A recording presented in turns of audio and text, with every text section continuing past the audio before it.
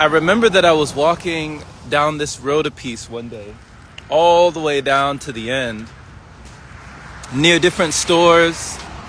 You know, you see different folks going in and out of places. You see the Dollar Tree folks, you see the KFC, you see the Panda, you see the Popeyes, you see the everything. But near this place, near this tire shop, there's these sewers. There's like little off of the road, off of the sidewalk, you see these sewers, and they're like water pipes that go down underground. And some people live down there. I would see shopping carts down there. I would see boxes down there. I would see belongings down there. I would see clothes down there. And I would realize that there were those down there that sometimes you would never know it, but a community grows down there. And that there are actually people sleeping within these sewers, within these tunnels, within these places, and within these spaces. You would never know. If you actually crawled your way down there, you would see so many faces, right? And so even though I never made my way down there, one time I seen on the side of the road near one of these tunnels, there was a whole bunch of boxes, almost like one of these communities that was sleeping in these tunnels were like having a garage sale. It was like they were having a sale or just putting out all their stuff on the street and saying, hey, come meet and greet, come take, come all, you know? Anything big, anything small, it has to go. We're getting rid of it all. And they had it all on the side of the road. And I remember I was curious, because you know I'm naturally curious. So I decided, I said, let me take a peek at one of these belongings that, you know, these people who sleep in these tunnels, let me see what they have. And I looked, and I seen the boxes, and I looked through them real quick, and I said, no, it's nothing really that looks like it would be of value to me or, you know, add something to my life. But then I saw one thing. I saw one thing that caught my eye, and it was a journal. And I don't know why, but when I looked at this journal, my attention went there. And I looked around, right? I became more aware of my surroundings, and I was like, nobody's around, but I don't know. Let me just keep walking, and I'll come back, and if it's here, then I'll take it if it's still here, if nobody grabs it, if nobody comes to collect. And so, as you might not expect, it was actually raining that day. So all the belongings got soaked. And then I came back the next day. Sure enough, everything was soaked. Everything had been rained on and drenched. But there was a stench in the air, but it was still there. So I went and I grabbed the journal. And I put it in my pocket, and I kept walking. Almost like I had just grabbed treasure, right? To me, it was like, ooh, what's in this journal? Why would somebody leave this? Why would somebody not come and retrieve this? And you might not believe this, but when I got home and I started reading this journal, it was amazing what I found inside this book. Just taking a look, there was a lady that was the author of this book, and she was the originator of the journal before somebody else got a hold of it, and somebody else got a hold of it, and it became a whole entirely new entity. But her name, and I'll never forget it, her name was Mary Beth. And Mary Beth had a very interesting life. When you were reading this journal, it was like you were reading her personal diary of her whole existence in that time period, living in those tunnels.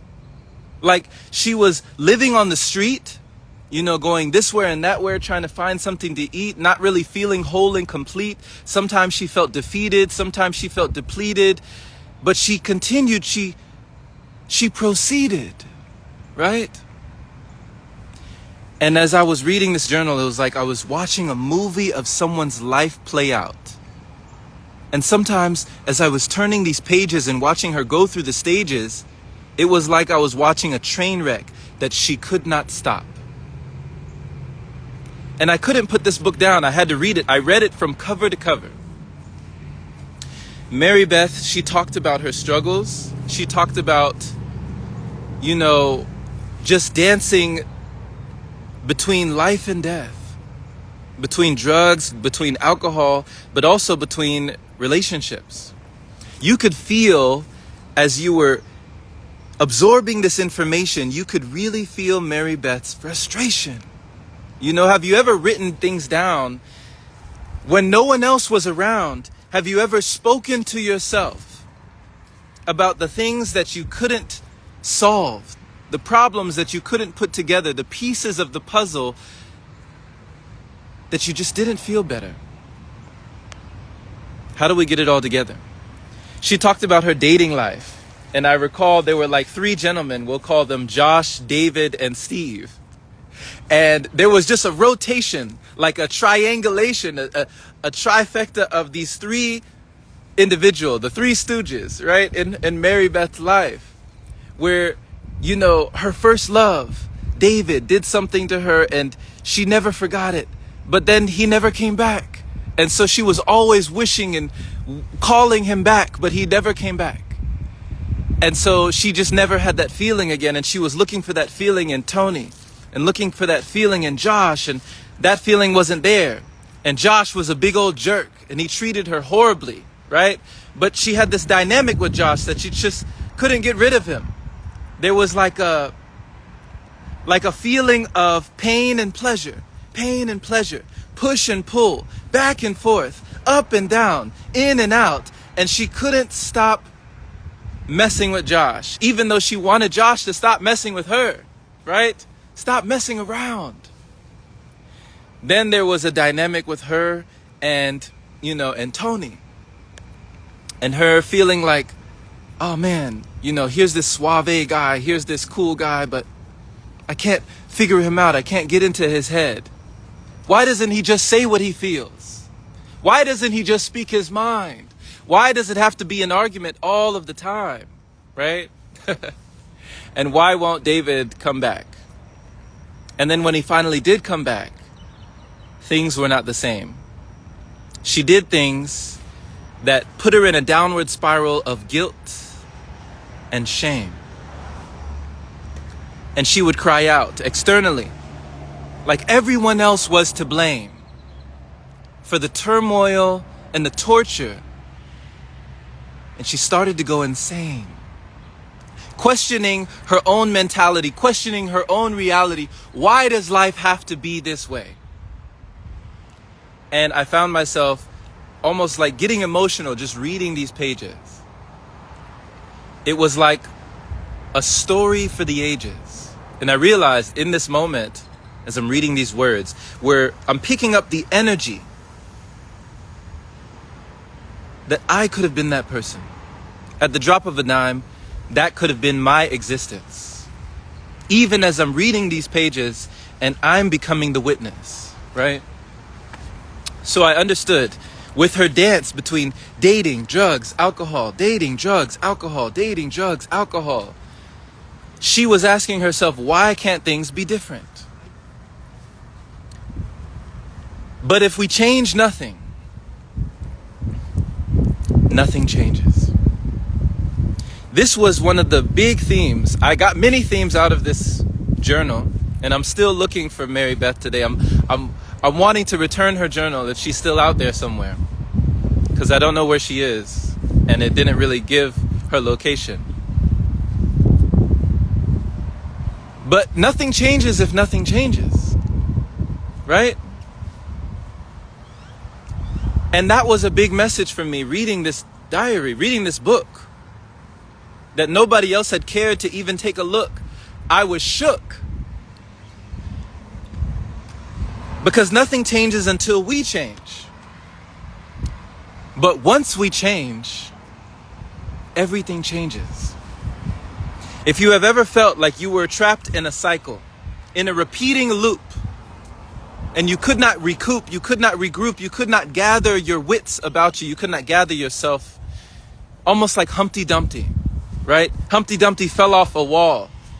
He had a great fall, and all the king's horses and all the king's men couldn't put Humpty together again.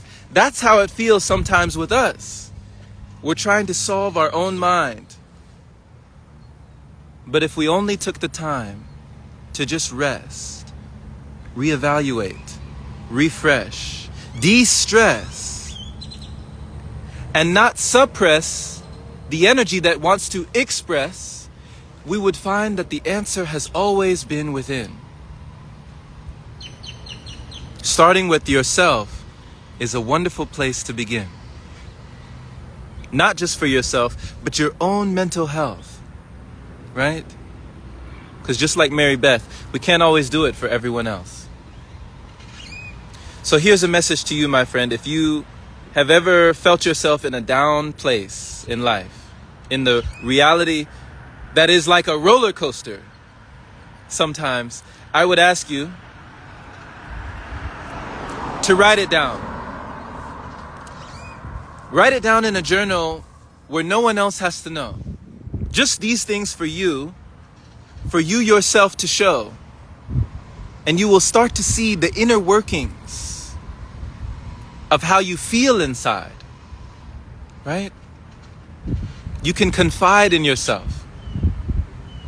You can provide for yourself. You can inspire your own inner peace. You can put your own mind deeply at ease. But also, when you see the working of your subconscious, you solve the great mystery. Because when you write to yourself, it's not just a conversation, but it's your own history.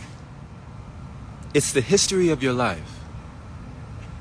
And if this is the life that we know, wouldn't that itself suffice? Don't just write it, but go back and recite it. Go back and read your own writings. It can actually be exciting to come to your own realizations, to feel your own words, to feel your own vibration. You can go back and you can see what you had attracted. You can see when there was too much, when you should have subtracted, right? You can see things that you tried to erase, you wanted to redact. You can see the energy you put out always comes back. You can see the times when you were in abundance or feeling the lack. And when push comes to shove, you can give yourself that love. So I challenge you, my friend, if you have never started a journal, start one today. It doesn't always feel good. It doesn't always feel okay. But at least if you read your own words, you can say, I can change. Things can change their own natural way. Hope is a word that means holding on to positive energy. And as I was holding that journal in my hands, reading about Mary Beth, I was sending her that energy. I said, Mary Beth, wherever you are, I'm sending you love, I'm sending you strength. Know that this is not the end. Become your own best friend. And I'm telling you this, my friend, because I just wanted to send a kind word. Much love, and give that love to you. Take care, and we'll see you again. You already know how we do. Yes. Nabiha says, great story. Many Marys out there. Journaling is good. I'm sure that helped Mary with her rough times. Yes, right? It helps us with rough times. It helps us see the signs and come more into alignment. So don't just wait for your homework or your journal assignment. Right? The time is now, as we're discovering how. Take care. Much love.